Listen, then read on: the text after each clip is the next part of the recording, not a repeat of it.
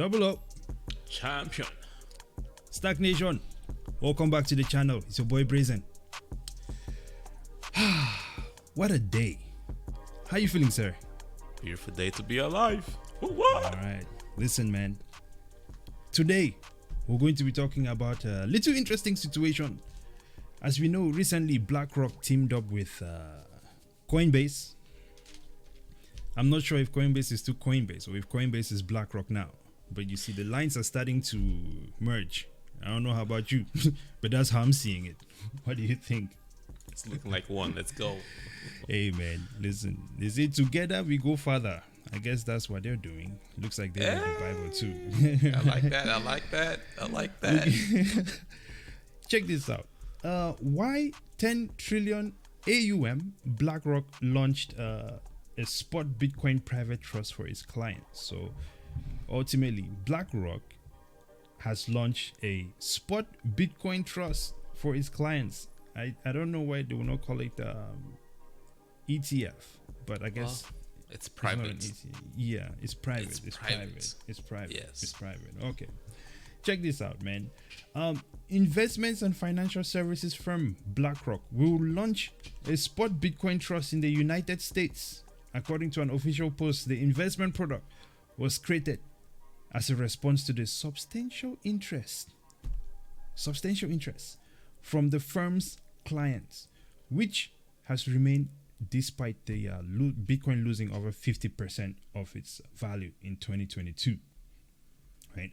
And so this spot private trust, as the name suggests, right, clients who have exposure to the underlying asset, right, until the firm's clients in the US have few alternatives to gain exposure to the price of cryptocurrency in a cost-efficient manner. Yeah, of course, they probably charge a little 8%, whatever fee, management fee. Bitcoin goes up 60, 70%, whatever percent it goes up. 8% is not going to hurt them. Okay. Or it's a trust too, so they can either trade the derivatives of it, call, puts, whatever it is that they want to do with it. Absolutely.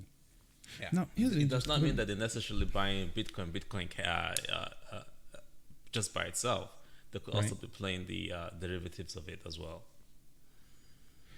Well, here's the thing, though, because here they're also saying that they're going to do this until they're able to have alternatives to gain exposure to the price of cryptocurrency in a more cost-efficient manner. Now, when they say their clients, I'm assuming that their clients are maybe other corporations as well. Big businesses. So big businesses, multimillionaires, billionaires use BlackRock for their fund management. Yes. And I think based on what has been going on in the bond markets, because usually this is where they hide their money. They either hide the money in bonds or they move the money overseas so that it's not taxed. Yeah. And given the recent legislation that the federal government is going after all their money abroad and just going to start taxing them more, they figure, hey, there's better route is Bitcoin, because Bitcoin is not the security like Ethereum and everything else. Okay. Well, there's a few things I'd like to break down with this one. First of all, I would definitely like to talk about ESG and BlackRock, because as we know, BlackRock has been the king of ESG. But we'll get to that in a little bit.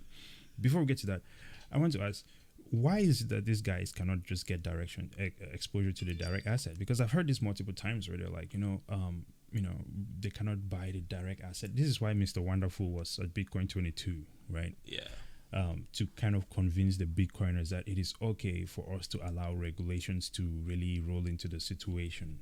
Yeah, because that will allow folks like BlackRock to come into the space. Right. But BlackRock is coming to the space before the regulations even come into play now. Listen, Bitcoiners don't need to beg anybody for liquidity, because Bitcoin is operating in the way it's supposed to. Okay, whether they want to come in or not, we're not going to beg you to come into something that is going to benefit you. This is why I think Mr. Wonderful is a plant. He does not know what he's doing.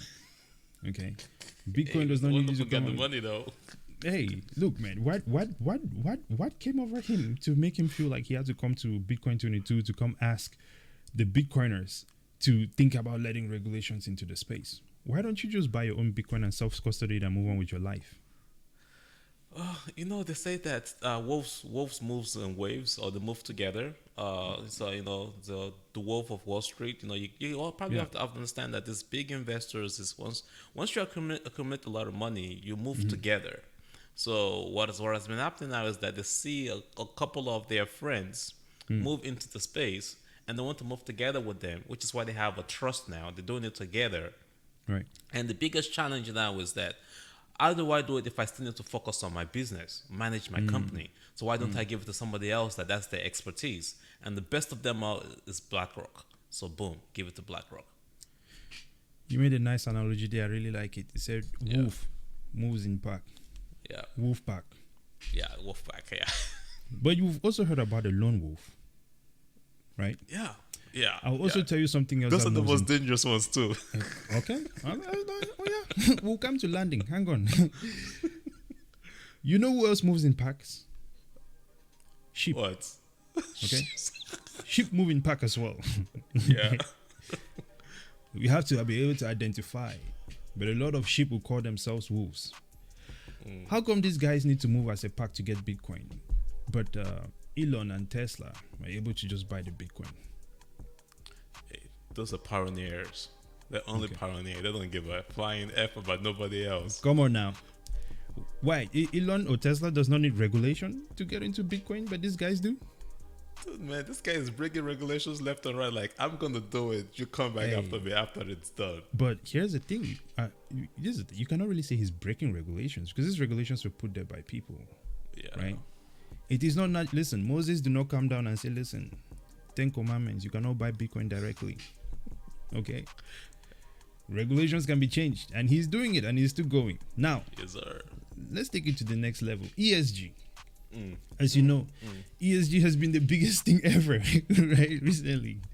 That was the angle they used to attack Bitcoin to even bring it down, You see what I'm saying? Yeah. These people said Bitcoin is destroying the environment. What happened? I don't know. It's time to make money. What happened? Okay. This is the rug pull of all times, man. They're like, okay, you know what? This is what we're gonna do. We're gonna use ESG to bring the price back down so that we can get in and pull the price back up because we're about to miss this action. Bro, Larry Fink, CEO of BlackRock, was on TV saying that, listen, we care about our children, they're the future. So if you're going to invest in something, we need to make sure that it's something that is environmentally conscious, right? And then a bunch of companies decided to suddenly just start flying. What do they call that flag? Private planes. The one of the gay community flag. Oh, I don't know what it is. The rainbow flag. Yeah. I don't know. You guys know what I'm talking about. The rainbow flag. Okay. Did you notice there was a period in time when all companies were changing their logos to the rainbow flag situation? I try not to pay attention to all that noise. I think it's Listen, just a bro, bunch of market noise. Man. That was part of them showing that they care about society and the environment, and a lot of that shit stemmed from this ESG stuff, man. You can go back and take a look at it. It stemmed from this madness. But then, guess what? They found out that when you start becoming extremely sensitive and leaning in certain directions, you start losing profits because everybody starts getting cancelled, and that is bad for business. Oh, that's what happened to Disney. Yes. Okay. And so at that point, BlackRock started backpedaling on their ESG bullshit. Mind you, ESG, environmental awareness, is what they're kind of going on about with this thing. Yeah, right? something like that. Yeah. But Tesla is not at the top of the list.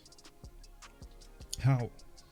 If we want to look at companies that are shooting for green, or carbon reduction, what company out there, especially in the automotive world, in the manufacturing world, can beat Tesla?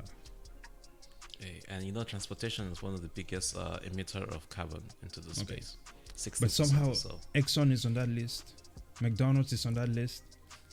Exxon. Okay. Exxon. How the hell is Exxon doing on Come the on, list? bro. Okay. But then again, as you can see, the same people that were pushing this thing down are now like, hey, listen, we're hopping into Bitcoin, right? And listen, man, nothing about Bitcoin has changed. It's still moving the same way it was. Same thing. Well, you know what though? We've gotten a lot much better with the way we mine.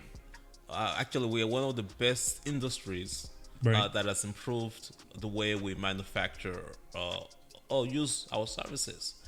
Almost Right. all the Bitcoin is like what? It's A lot upwards of it of is 60-70% now. yeah, Renewable energy. renewable energy. But here's the thing, brother. You do not need regulations to get Bitcoin to become more renewable because guess what? Naturally, with Bitcoin, when you're mining Bitcoin, whoever has the cheaper energy Yep. makes more profit, Yep. right? It does not cost so much into your mining profits. So naturally, miners would have gravitated towards renewable sources, cheaper sources of energy, so that they could maximize profits, which naturally automatically starts being good for the environment, right? Why would you want to keep spending more and more on expensive source of energy, and your Bitcoin mining business is not going to be profitable? So they do not even need regulations for that. They do not need ESG for that. Somebody is lying, and it's not No, Bitcoin. I'll tell I you think that. many videos ago, I think we Yeah. might have jokingly said this, that this whole crash in Bitcoin was to allow them to get into the space, and now they are getting Yeah. into the space. I mean, they're getting into it, as you can, very true. And you said that so many times, bro. You said that so many times. I know that Yeah. for sure because I was always kind of like, screw this guy. He's like, like I don't care what you're doing. But you were always saying that they crash things so that they can get in before it moves up. Yep. We're looking at it right now. Yep. BlackRock is getting in. You have banks in Brazil owned by Warren Buffett that are all now getting into Bitcoin. Come on. Let's not talk about Warren on this conversation because that's That's a whole different thing. But here's the bottom line of the situation, man. We call this stuff. We saw it coming. And at this point in time, man, I see through the noise.